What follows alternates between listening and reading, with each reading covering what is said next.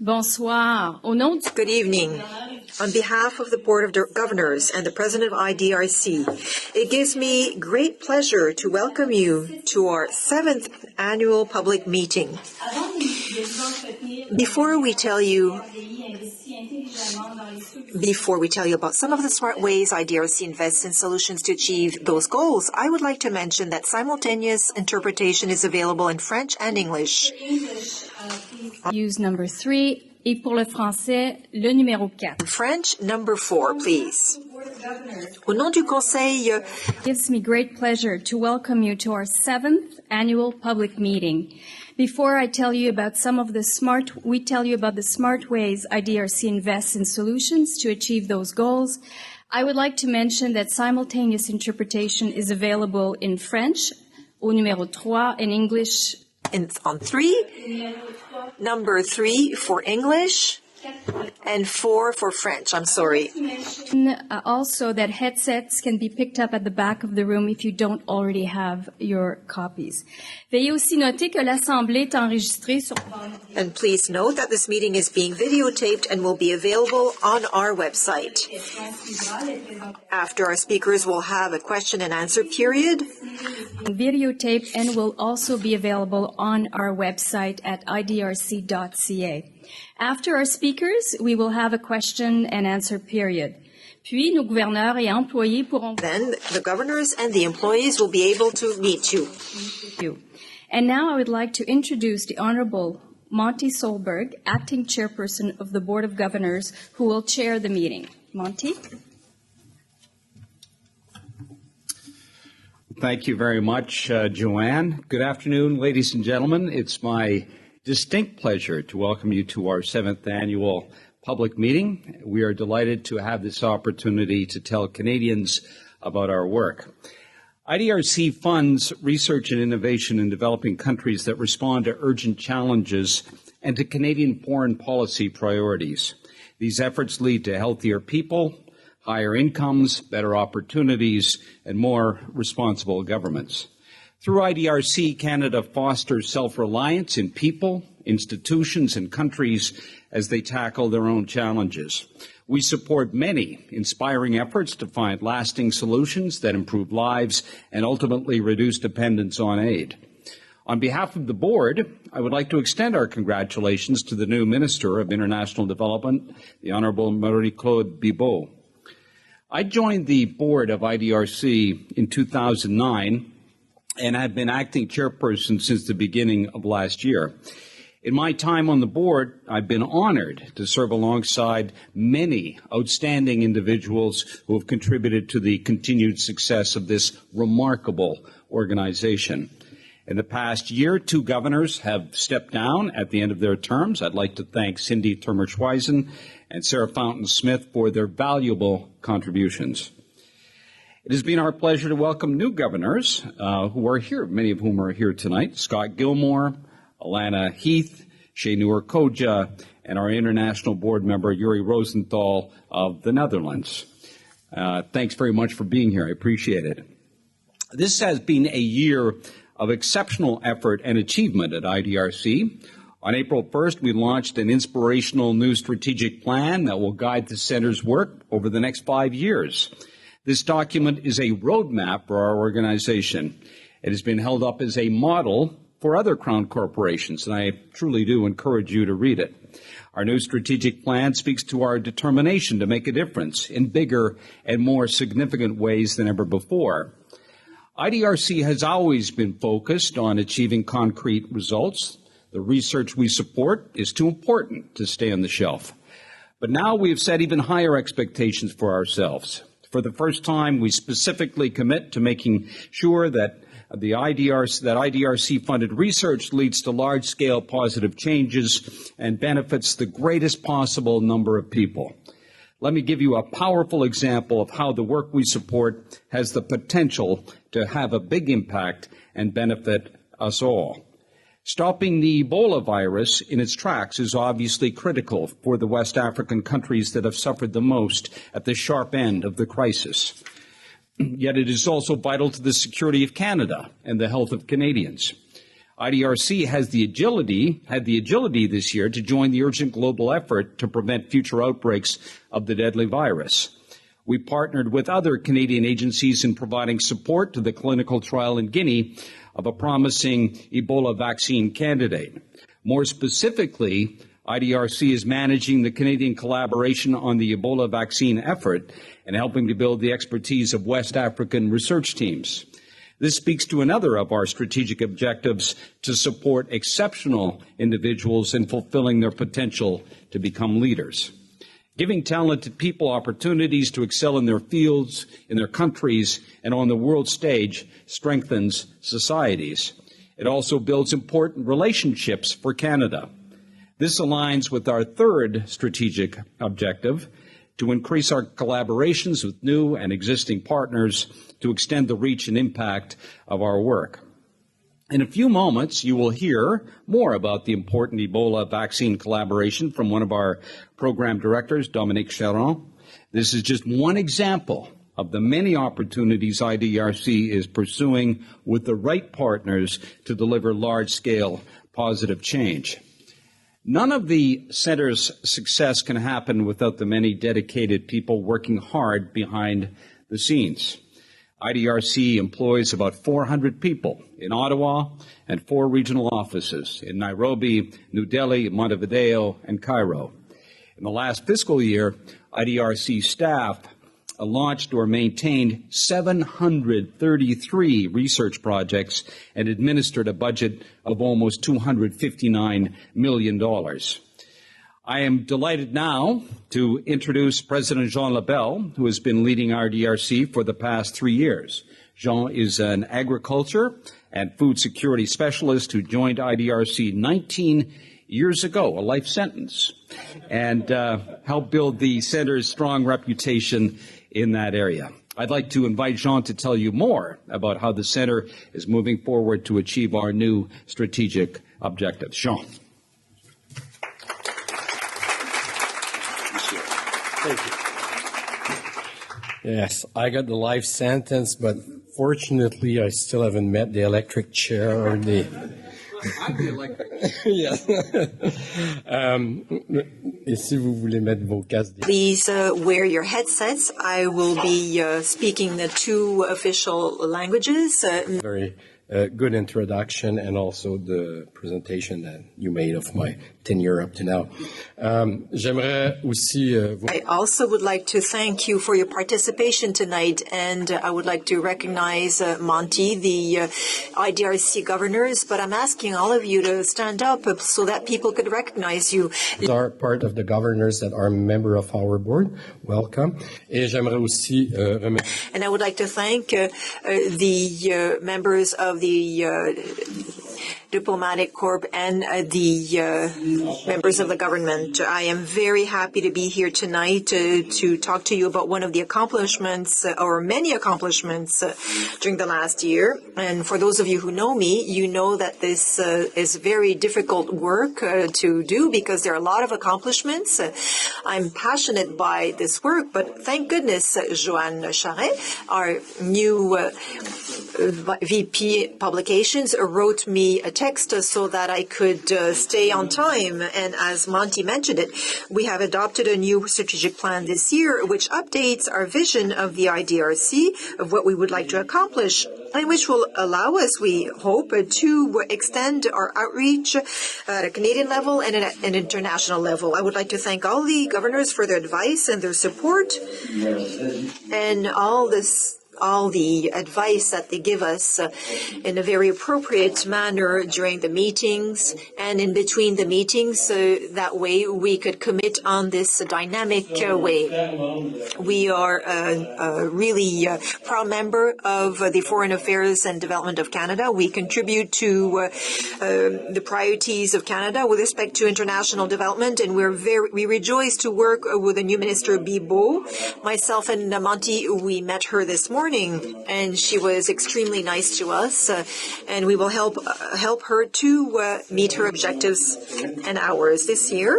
As Monty said, we have started our new strategy, which supports itself on a very simple, clear vision, knowledge, innovation, and solutions to improve the life conditions of populations in developing countries. Objective to guide us all in our work. Vous pouvez changer maintenant. First, you could now change. IDRC-funded research successes and innovation to benefit as many people as possible, we need to scale up those results. Our support for Canada's commitment to increasing food security in the developing world provides an excellent example of this.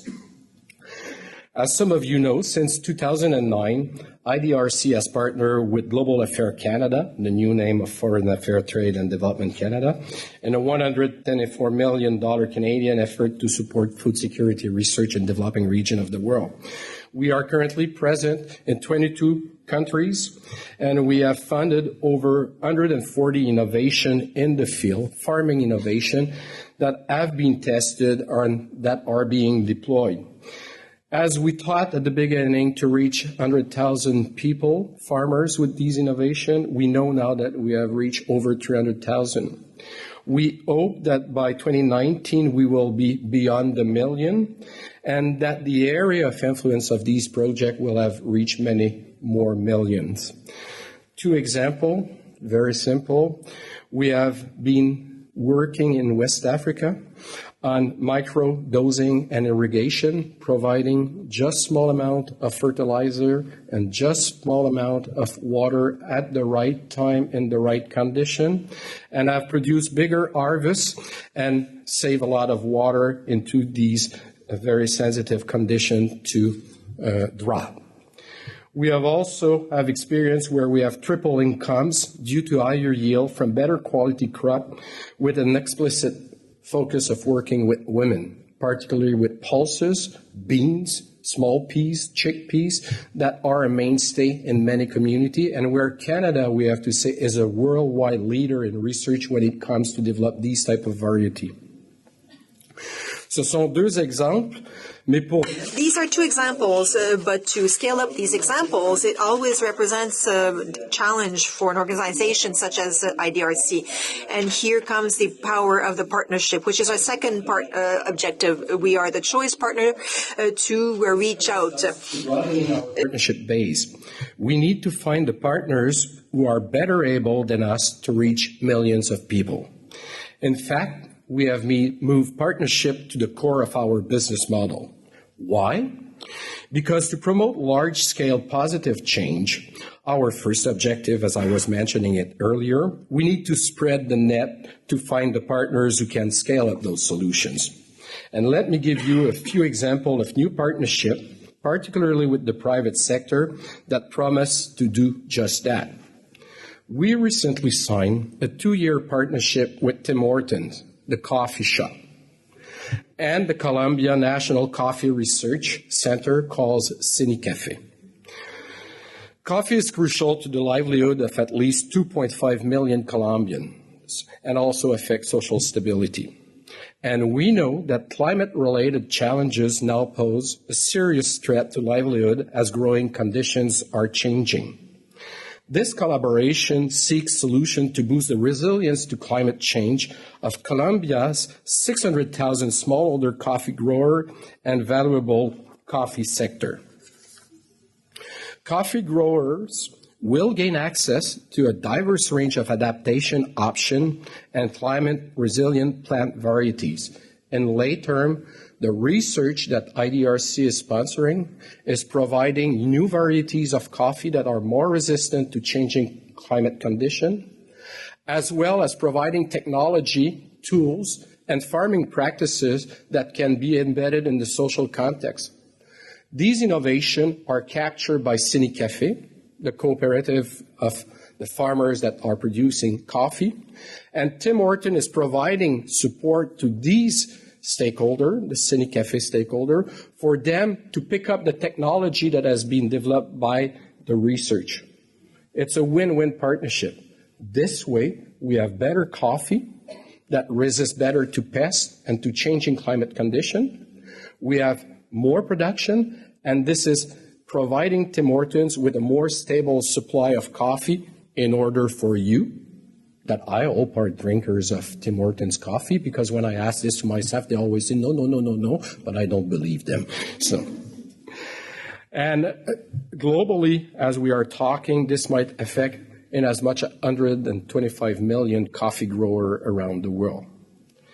Nous avons également signé une entente. I've also signed a 3-year partnership agreement with Développement International Desjardins, an international development corporation of the largest financial cooperative in Canada, which offers financial services in developing countries over the last 45 years. Desjardins brings to this partnership very solid relationships that it created with associations in Africa, and all its expertise to offer and offers services and financial tools in the acquisition of innovation. How could small farmers could have access to credit, could have access to advice, so that these farmers could increase their yield and have access to the existing services. A larger broadcasting of these innovations, such as drip irrigation that I mentioned earlier in the Sahel countries, is one win-win solutions by using the strength of both partners. A last example, in India, we fund the development of a database that for enterprises that are led by women. We Connect International is a not-for-profit organization that helps to establish these relationships. In India, over 600 companies led by women are already part of this pilot project, and we want to connect to 17 other countries. These and other partners, I must say, and I'm limited in time, is a tribute to the expertise of IDRC staff.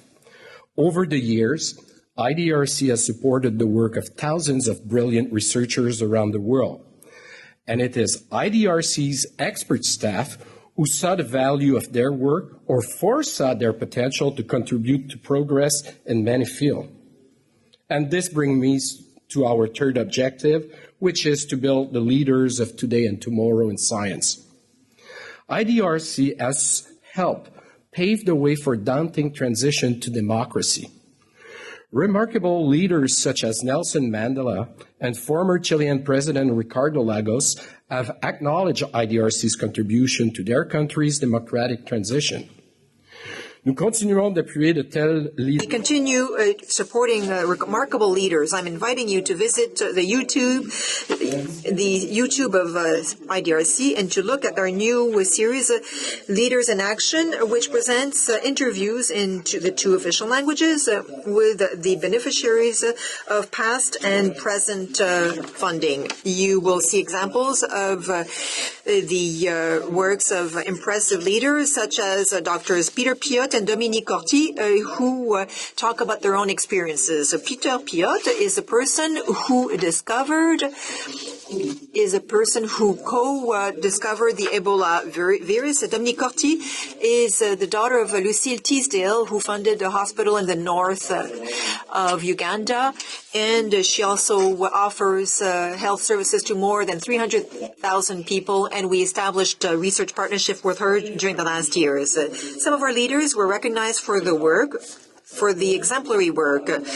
A project on climate on Uganda, funded by IDRC, just received last week the prestigious Elan Prize for the change of the United Nations. This project is one of the 16 climate change which changes the situation everywhere in the world, and which will be honored during the Paris Conference on the climate change in December. And let's underline and let's really emphasize on this that CRD and its staff are leaders in research and development in climate change over the last 10 years and recognized in the world. I think it's quite a remarkable year that we had, but I think it's now time also to introduce to our audience a perfect illustration of what we call a leader in action. Many times we are celebrating our recipient of funding in the field. Very Few times are we celebrating our own staff, and today we have asked Dominique Charon to speak, and Monty, I will ask you to introduce her in more detail. Merci beaucoup à tous. Thank you very much. Well, thanks very much for that, Jean. It is my pleasure now to introduce the first ever recipient of a Public Service Award of Excellence at IDRC, Dr. Dominique Charon. Dominique received the prize as part of a team that responded to the Ebola crisis, and we are very proud of her. Dominique joined IDRC in 2006 to lead our ecosystems and human health program. Since then, she has taken the directorship of the Agriculture and Environment Program, leading a team of experts that oversees IDRC's efforts in such challenging areas as food security, climate change, and environmental health issues. Dominique holds a PhD in epidemiology and a doctor of veterinary medicine from the University of Guelph. Before joining IDRC, she managed research programs on climate change and infectious diseases at the Public Health Agency of Canada. Today, Dominique will tell us the story of the last Ebola outbreak in Africa. She will speak of the beginning of the outbreak, what we know, and how Canada responded. She will also speak of the challenges for the future. Please welcome Dominique. Thank you. Please. Thank you, Monty. It is an honor and a delight for me to be here to talk to you about this exciting story that's been much in the news. I will be speaking in both official languages, so prepare yourself. The outbreak of Ebola in West Africa that has claimed over 11,000 lives and sickened more than 28,000 people so far, thankfully appears to be ending, and in part with the help of an experimental Canadian vaccine.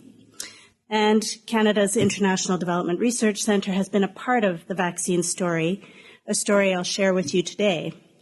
It's a story of triumph of science. It's a story of teamwork to tackle a crisis in real time. And we're tremendously proud of our role in this triumph. How did this story begin? On Boxing Day, 2013, a toddler died of severe diarrhea. Hold on, let me just see where I am. There we are. In a tiny hamlet in a remote part of southeastern Guinea, near the borders with Sierra Leone and Liberia. Sadly, a child's death is a very common occurrence, with 1 in 10 Guinean children dying before the age of 5 every year.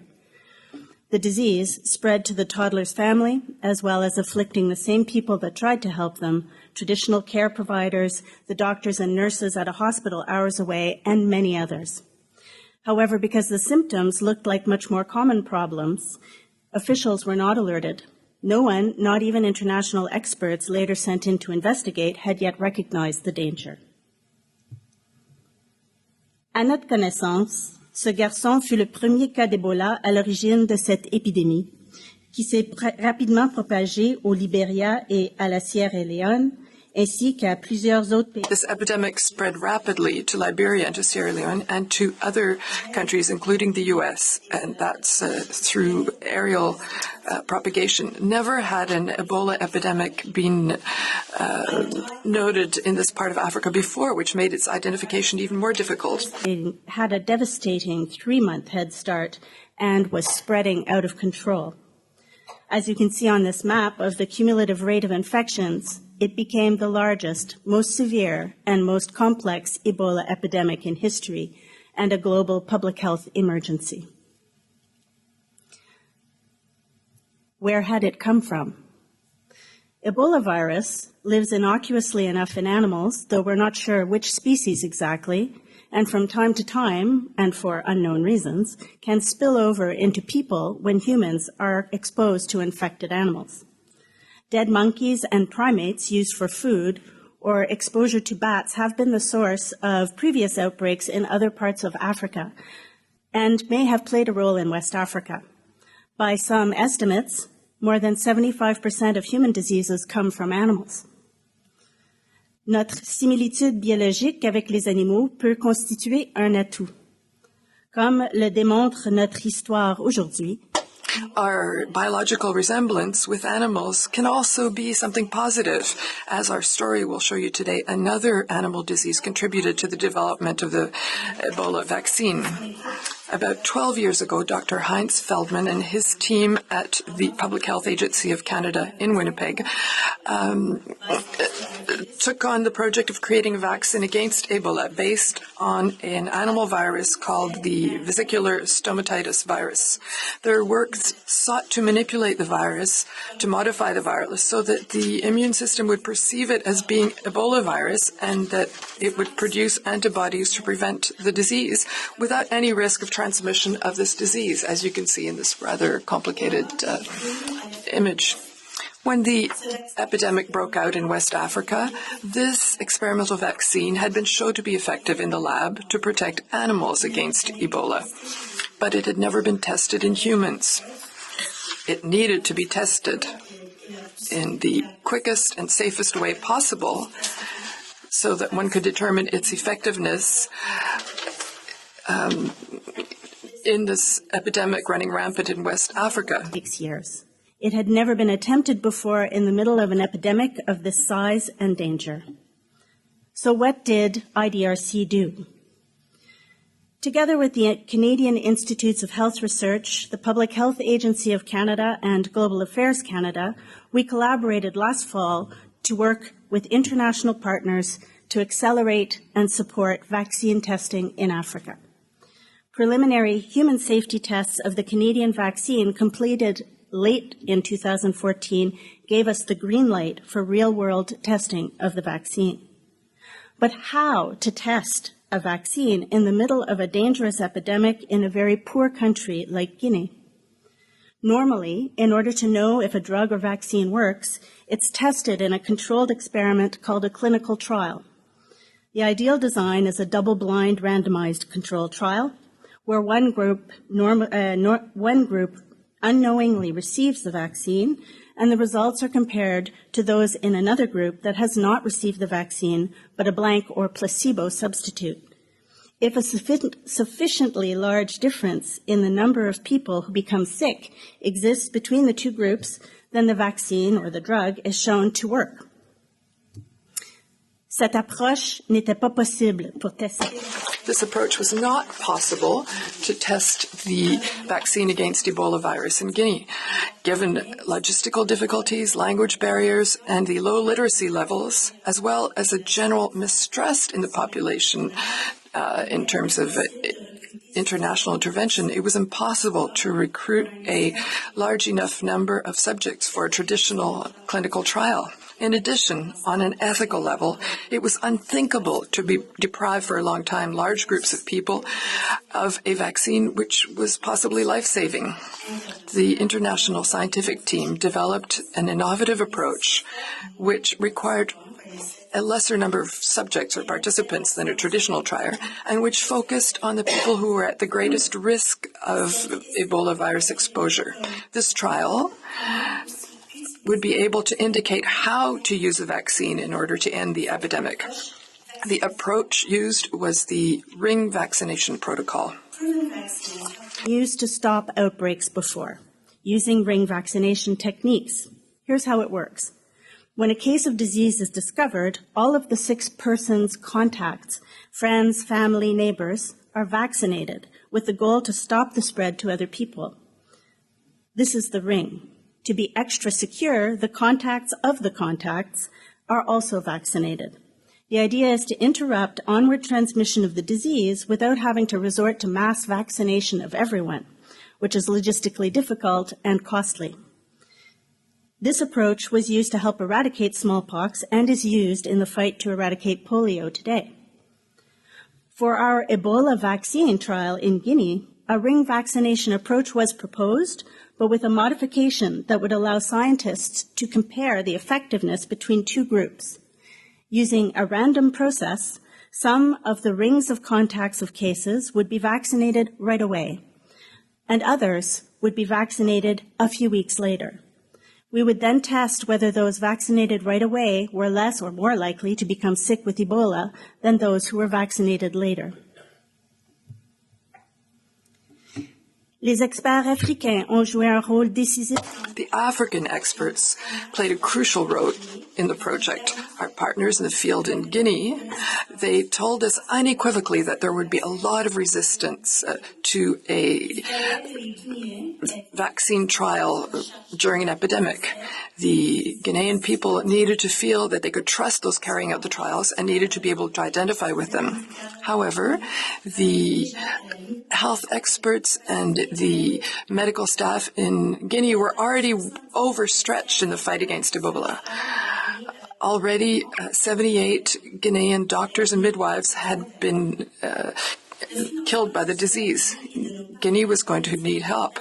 Funding from IDRC and from our Canadian partners allowed us to support Professor Sambasso of the Centre for Development of Vaccines in Mali and his network of African and international experts. They created a large team of Guineans to carry out the trial. This reassuring presence of African experts and staff directly contributed to the ultimate success of the clinical trial.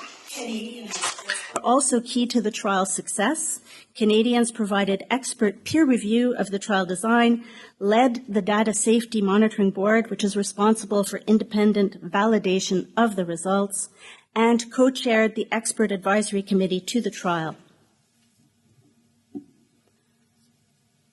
Even with all the haste the international community can muster, the preparation of clinical trials must be done with great care, particularly in a highly vulnerable population like this. So it was on April 1st of this year, more than a year after our first case, our trial began in Lower Guinea, where the epidemic was still underway. And by July 20th, 7,651 participants had been included in the trial, and the preliminary results published in July in The Lancet were better than could be hoped for. First, the vaccine was very safe. No severe side effects were linked to the vaccine. Secondly, the vaccine seemed to prevent disease. In those receiving the vaccine right away, no cases of Ebola occurred. Unfortunately, in those that had to wait 3 weeks before being vaccinated, 16 cases were reported. Le Dr. Benoît Masse de l'hôpital Sainte-Justine de Montréal, chef du... Dr. Benoît Masse of Sainte-Justine Hospital in Montreal, head of the Safety Data Monitoring Board, and the WHO also deemed that the vaccine was safe and seemed to be effective. The trial also demonstrated that the ring vaccination approach could be used to slow down the epidemic. News in the fight against Ebola. Since July 20th, the trial has included immediate vaccination of all eligible contacts of the cases in Guinea and Sierra Leone using this ring vaccination protocol. Sierra Leone is now free of Ebola, joining Liberia, which had been declared free some months ago. And while over 500 contacts are still being followed in Guinea, the end is in sight. So what have we learned? The results of the vaccine trial in Guinea are outstanding, and we're very proud, as I mentioned, to have been part of this breakthrough in the fight against Ebola. But there are wider lessons as well. Despite the emergence of HIV, SARS, pandemic influenza, and bird flu, and numerous outbreaks of Ebola in Africa over the past decades, we were not ready. We know too little about Ebola and other dangerous diseases. For more than a decade, IDRC has supported networks of experts in Asia, Africa, and Latin America to work across national and academic borders to better understand emerging diseases and how environmental change, agricultural, and social practices may affect risk, and this work must continue. Des recherches supplémentaires sont nécessaires pour déterminer où se cache le virus Ebola et d'autres maladies rares mais dangereuses, et comment il se déplace, et comment et pourquoi il déclenche parfois.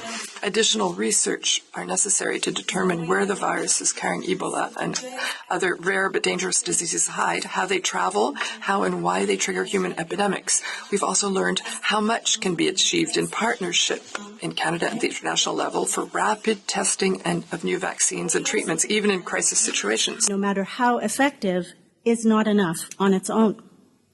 There is a great need to invest in building stronger health systems in developing countries, improving healthcare and expertise where emerging diseases are more likely to arise and spread.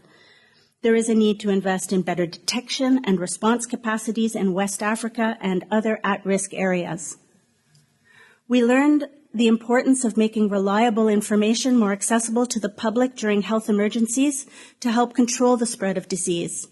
IDRC is proud to be supporting the World Federation of Science Journalists to work on building the capacities of African journalists to understand and better report on science and public health issues so that they inform the public. As the world faces ever more rapid economic development, climate change, and greater mobility of people all around the world, we need to seek ways to develop sustainably and smartly to conserve sufficient natural areas and manage growth in efforts to reduce some of the risks of transmission of dangerous pathogens to people. This time, Ebola has shown us again that disease epidemics are not just an issue for public health experts. They're a social issue, a development issue, and a global security issue, and need broad partnerships and strong leadership between crises to better respond and prevent tragedies on this scale. None of our success would have been possible without the hard work of a team of people here at IDRC and in our partner agencies in Canada and internationally. There's much still to be done, and IDRC looks forward to continuing this important Canadian partnership and supporting African experts to be better prepared for next time. Merci.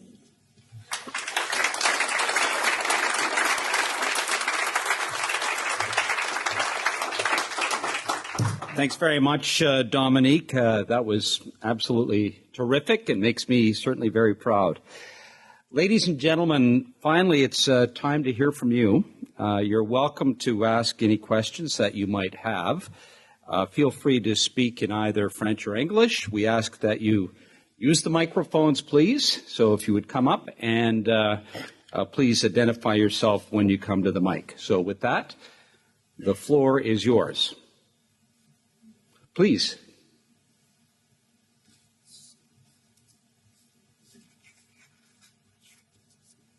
Good evening, ladies and gentlemen. My name is Gladys Omage. I'm an internationally trained lawyer and a community volunteer. Dr. Dominic, I want to thank you again for such a wonderful delivering. You made mention of IDRS working with journalists in terms of this thing. I just want to know what IDRS is doing in respect of health policies in West African countries to create an enabling environment that will enable better health detection. I don't know if you understand my question. Yeah, that's my question. What is IDRS doing in such, like creating an enabling environment for better health policies that will create an enabling environment for better detection of this epidemic? Thank you. Thank you. Thank you for the question, Gladys. We have a number of efforts through IDRC's programming to support strengthening of health systems, including in West Africa, through our maternal and child health programming, and in particular through a key partnership with the Government of Canada on maternal and child health in Africa, with a focus explicitly on strengthening health systems. And it's this kind of work between the emergencies where we're working with experts in countries to better understand the needs, to find cost-effective ways to deliver the services in sometimes remote and difficult areas that helps put in place and strengthen the ability to respond. Now, clearly, it isn't enough. And I think the context in West Africa, post-Civil War, in a number of countries, and the general poverty levels in those countries left them extremely vulnerable to this particularly unlucky emergence of disease. And we hope, and the response from the international community now is much more focused on strengthening health systems for care, but also much better surveillance. And our work has been stronger in strengthening these surveillance networks in Southeast Asia, where we initially started work in response to the avian influenza crisis 10 years ago. I would never assume that the lack of emergence of another crisis in Southeast Asia was entirely due to IDRC's work. But it's clear that networks and strong networks of expertise and research that can link to the government departments and the capacity to respond helps create more capacity in the case of an emergence. And we'd like to see that in West Africa as well. And thank you for the question. To complement what Dominique was saying. In her presentation, she mentioned this professor from Mali that was called in order to help. And that's quite key because the trust was there to be with people from a neighboring region and a team of neighboring region. At the high level, this is what IDRC is good at.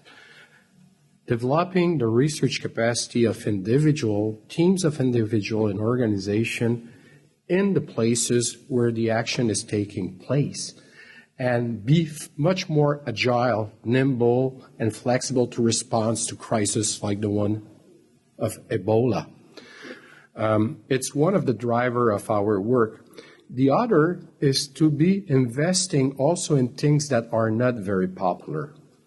When we start developing a program on emerging and re-emerging disease internally that, Dominique has been leading, we had a conversation with our board of governors at that time that asked us, why are you doing this? There's no crisis. And the best response I could find at that moment was, it's exactly the moment that you want to invest in research, when there is no crisis. Because we have then time, to make the right protocol. We have time to work with the right actors, and we have time to find diverse solution for a problem. We can respond to emergency like Dominique has done brilliantly with the team of IDRC, but we need to continue the work. And if you were to ask me, what is the biggest challenge we're facing? Now it's the challenge of, diminish attention because the crisis has resolved itself. We need to continue to push in order to get the work continuing, and that's what we're doing at IDRC. Thank you. Thank you very much, Jean. Sir? Thank you. I'm really thanks to IDRC, that I've learned a lot about good work that you are doing. I had two agendas when I came here. My name is Anwar Islam. I worked for IDRC a long time ago, 90s. But, that I thought that today, before the meeting starts, that we'll have a 1 minute of silence for the people that were killed in Paris. And I think that's the agenda that I have, that after this tragic incident, most of the reaction was go and bomb them, that it will solve the problem. I am challenging IDRC that I know it is very innovative organization, and Canada has a new government that is also, I think, would like to do something different to address these extremism. I think there could be a four-pronged approach by IDRC or Canada as such, looking at research that why people in France or UK or anywhere else are inspired to go and be an extremist.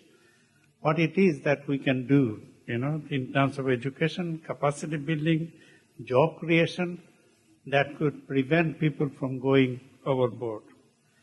And the second, or the third actually, to get a network of institutions and individuals across the world who would really like to join hands, do things differently than just bombing. I think we know that bombing itself is not solving the problem. And I'm challenging IDRC. I'm sure that in Canada, with the new government, I'm sure that whether we can come up with some program that will try to address this differently and come up with new ideas. Thank you. Thank you. Jean. Yes, thank you, Anwar, for this question that I could answer for the next hour, but I will try to. But I won't let you. I know that. I'm going to link it to a question we received by email. How do we set our strategic direction? And we have just embarked on this new strategic plan for 5 years. It's not coming out of nowhere. It's coming through a series of consultation that we are conducting at the international region, in the international level, in each regions where we are operating, with people that are active with IDRC and that are also outside of IDRC world. We do the same in Canada. We have surveyed 43 out of the 103 university president and vice president because they are the one that accepted to participate in our consultation. We have relationship with the Global Affairs Canada, with the civil society, and also fundamentally with our staff that are also expert in the field, as Dominique brilliantly demonstrated on Ebola. Through this programming, we have a portion of our programming that touches on the big picture that might be behind some of the challenges that we are seeing worldwide.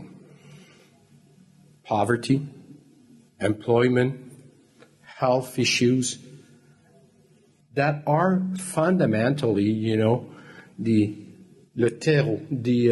crucible where, the mix of this sometimes leads to radicalization, extremism. Over history of IDRC, we had always had a program that touches an issue of democracy, that touches an issue of security, or touches an issue of justice, of governance, and we have one currently that is doing this, security and justice, that I would not drill into the detail, but touch on some of these aspects. But we also have staff that are expert in the field, of the Middle East, of what's going on. One of them is with us tonight. I saw her earlier, Roula El Rifai, that is sitting at the back there. Roula has been working with our government, Global Affairs Canada, DFAT at the time, on the refugee situation in Palestine.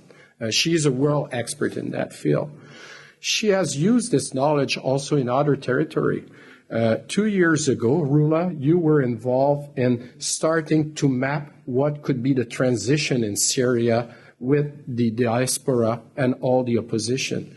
Unfortunately, the situation has not improved over time, but there's, always a connection that is being made around these issues that turns around fundamentally. That's something that we're promoting, how to have, the Canadian value also exported of, tolerance, of democracy, of justice, social justice. Thank you for your comments. Thank you, Jean. Other questions, please. Yes, George Jacoby, retired diplomat, and I certainly saw the evidence of IDRC projects around the world, particularly in countries where Canada didn't have an official aid program. Having served in Colombia, I was happy to hear about the program for coffee at Tim Hortons, because that's a very useful initiative in Colombia. But in retirement, I'm involved with a number of civil society Canadian organizations, including the Canadian International Council, which has received support from the IDRC, Canadian organizations that are promoting understanding in international affairs and international development. And key support, because over the years many organizations had lost official support. So going forward with your strategic plan, I'm just wondering what your intentions will be over the next few years in supporting Canadian organizations and their international links to move forward with your agenda. Thank you. Thank you. Thank you, George, but it's Delaney or Jacoby. Oh, sorry. Mr. Jacoby. George. Very good question. Well, the big picture is that, there's been some rough patches in the Canadian civil society organization, but I cannot answer that question directly because I'm not part directly of that world. But we have heard of them because they have come to IDRC for many years for funding, and they are still, coming, and we are still offering support. What is evolving in our model is that we discover in conducting our work prior to the strategic plan, that over 70% of our support to Canadian organizations from civil society, university, research center was taking place outside of what was a little program called Canadian Partnership. And we said, hold on, why are we claiming that we have a Canadian Partnership program while all of our activity, the vast majority, is taking place outside?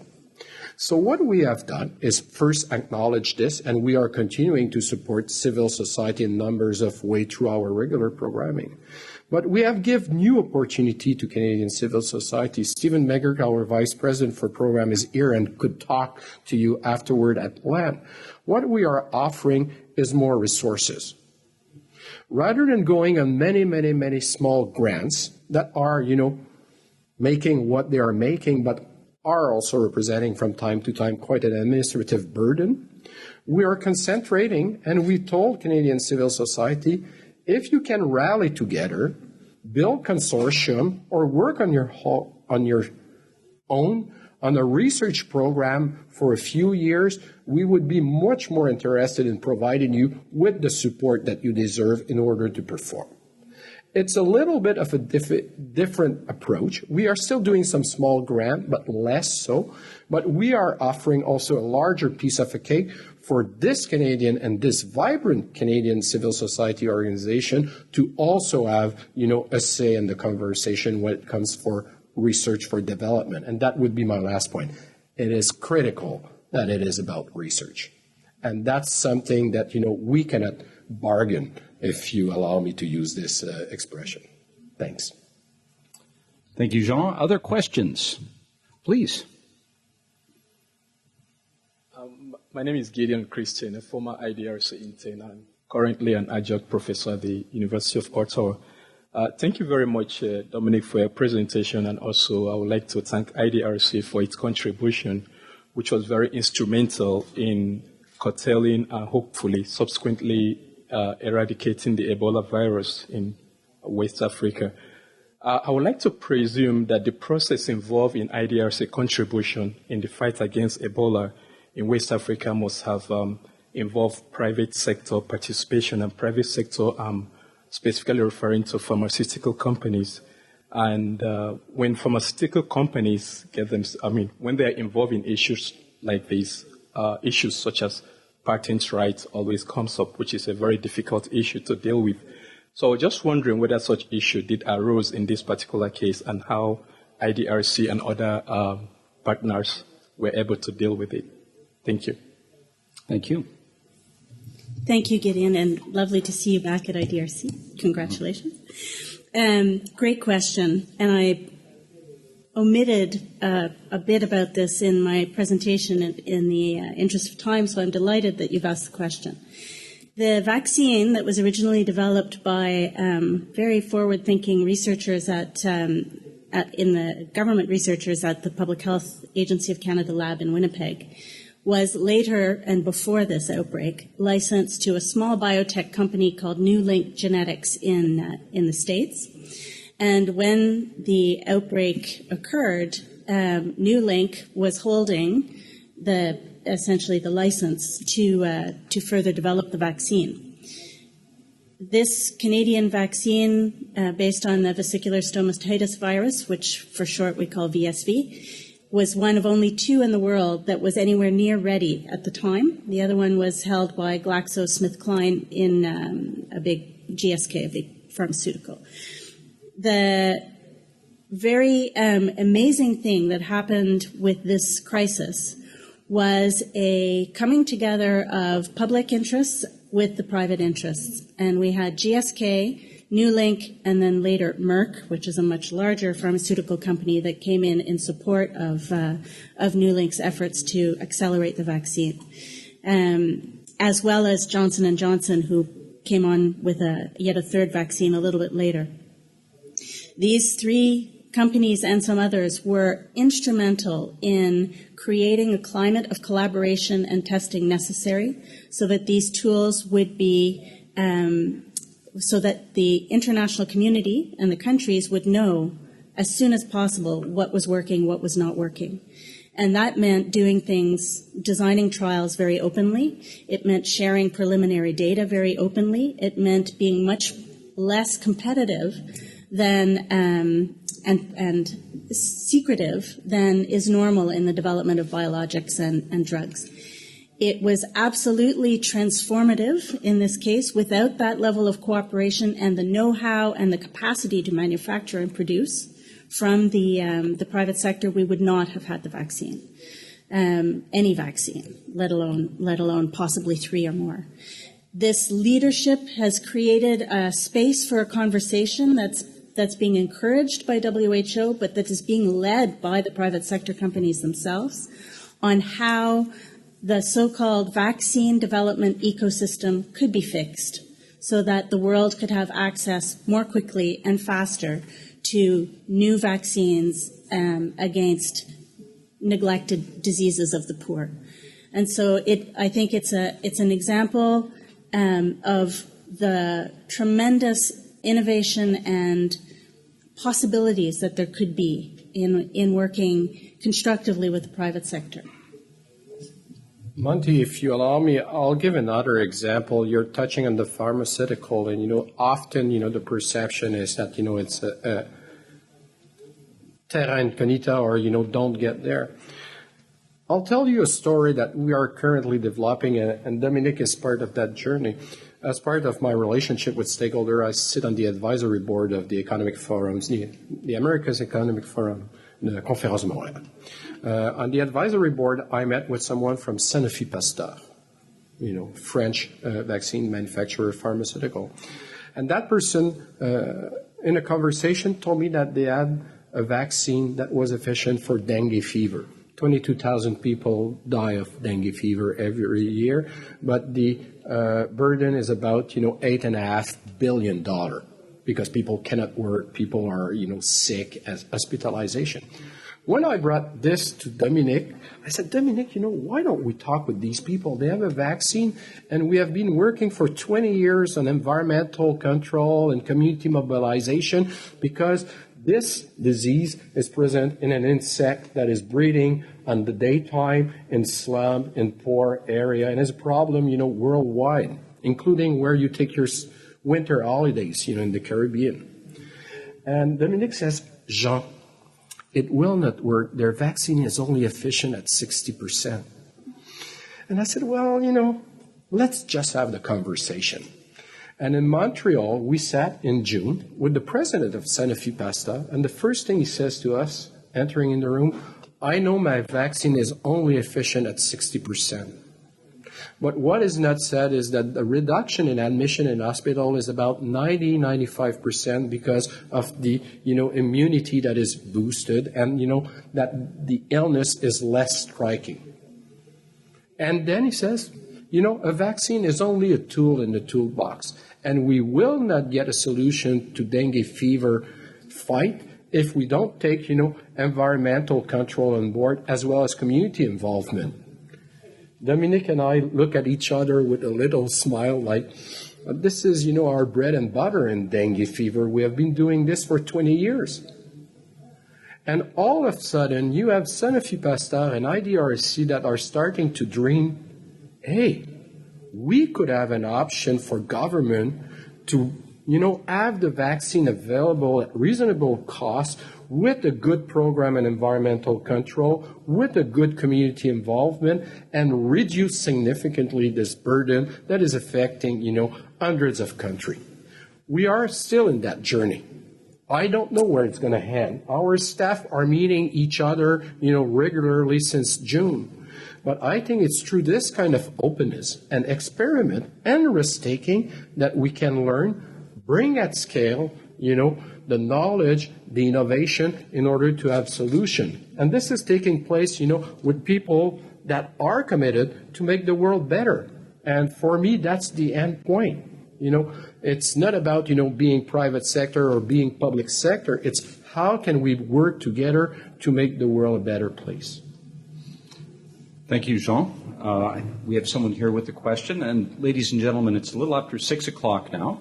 So we're getting near the end of our evening. But of course, we'll invite you to stick around after. But perhaps this can be the last question. I'll be quick. I'm Jane Parpart. I was the former professor in development studies and gender in Dalhousie and very actively involved in the early stages of the IDRC programs on gender. And I was just curious. I've been out of the country quite a bit of late, and I was curious about how gender is being used cross-cutting as a cross-cutting factor in your programs, particularly not just looking at gender as women, but looking at gender and men and masculinities, particularly the role of masculinity as a factor in the ISIL, the attraction of young men to ISIL from around the world, and the way that intersects with economic issues and social issues. I'd love to hear your thoughts on this. Thank you. Thank you for that question. Again, I feel like someone went around and planted some questions before. It's not true. We didn't plant the question. Thank you for the question on gender. And it is women represent this in many countries around the world, a still untapped resource for development, to help countries grow, to help countries deal with a number of challenges. They're also often, in most places, the key to better health, to strong family bonds and a better social environment, as well as education and a number of other key elements. So we absolutely have gender and particularly the attention to unlocking that potential of women and making sure that our programming reaches and benefits women and includes women across the board. And if you take a look at our now all three approved implementation plans for the three programs, you will see that gender is quite explicitly, and reaching women is explicitly part of our programming. I'm not an expert on the aspects of extremism and masculinity, but I might pass it to Jean to comment specifically. Being an expert in masculinity. Sorry, I had to. That will be the code of the day if there's a journalist. Thanks, Jane, for your question. Let's be humble on gender. I can point to numbers of things that we have done on gender over the years. For example, IDRC was at the forefront, is still at the forefront of, the gender selection in some country of Asia. We have done a lot of research on that aspect. On sexual violence also, particularly in India, our research has fed directly into piece of legislation after the very internationally publicized rape and grave rape cases in India. And our director for India is with us, as well as the other regional director of IDRC for Latin America and the Middle East that I don't see is there. And for Africa, Simon is there. You're all behaving together, regional director for our. The gender dimension is cutting across our programming, and I've give you a few examples. But we have also other tools to assess if we are doing our job, and they are called external review of our programming. And to be very honest with you, it's a weak point often in our programming. It's not because we don't want to do it. It's sometimes our recipient that don't have the capacity or don't want to do it, or it's sometimes also our staff that have some, limitation. What are we doing with it? Because, we are a learning organization, and this was part of a conversation we had at the board today. In the planning of this new strategic plan, each of the program, whether it's agriculture, whether it's inclusive economy, or whether it is our program on science and technology, have put on the table specific set of activity as well as outcome that wants to be achieved in relation to gender. Are we going to reach it? We don't know because we are currently measuring it. But, next year, if you come back, maybe we will be able to tell you more. So, yes, we are doing a series of good work on gender. It's in the discourse. Everyone wants to do it. When we pass the test of, accountability with external review, sometimes we have some challenges, but that's not very different from many other organizations. What is, I think, different at IDRC is that we're not shy of saying that this is something that we have to improve on. Jean and Dominique, thank you very much. Ladies and gentlemen, thank you very much for being here tonight and showing an interest in the International Development Research Center. We appreciate you taking the time to come here on a cold November evening. With that, we also invite you to stay and visit with staff and with board members. And once again, on behalf of IDRC, we appreciate you being here. Have a terrific evening. Thank you. And thank you, Monty, for a very good job.